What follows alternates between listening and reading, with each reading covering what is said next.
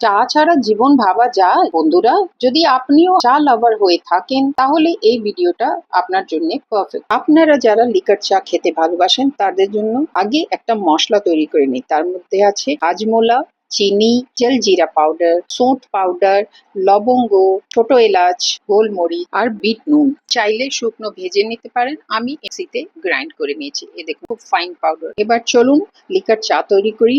2 cup চায়ের জন্য 1/4 teaspoon মশলাটা সাফিসিয়েন্ট হবে। তো 2 কাপ জল দিলাম, তার মধ্যে 2 চামচ চিনি দিলাম। আপনারা যে যার টেস্টের মতন চিনি দিতে পারেন। তার মধ্যে আদাটাও ক্রাশ করে দিয়ে দিলাম। বন্ধুরা, ভিগানিজম মানে শুধু খাবারের পরিবর্তন নয়, এটা একটা সুন্দর জীবনধারা।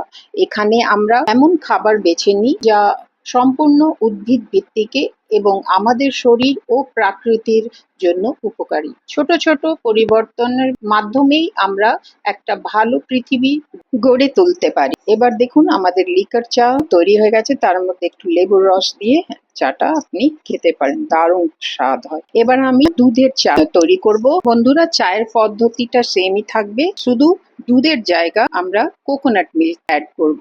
এ দেখুন কোকোনাট মিল্কটাকে আমি একটু গরম জলে গুলে নিলাম, তারপরে এটা চা তৈরি হবার পর ওটা তার মধ্যে দিয়ে এবার চাটাকে আমরা ছেঁকে নেব। ভিগান কোনো কঠিন নিয়ম নয়, এটা একটা কোমল অনুভূতি যেখানে আমরা প্রত্যেক জীবের জন্য একটু দয়া বেছে নিই। এটা আমাদের মন, আমাদের স্বাস্থ্য আর এই সুন্দর পৃথিবীর জন্য একটা ছোট্ট ভালোবাসার পদক্ষেপ। দেখলেন তো দুধ ছাড়াও চা কতটা রিচ আর সুস্বাদু হতে পারে। একবার ট্রাই করে দেখুন। আর ভিগান রেসিপির জন্য আমার চ্যানেলকে ফলো করুন। তো বন্ধুরা, আমার নতুন ভিগান রেসিপির সঙ্গে আবার দেখা হবে। ধন্যবাদ।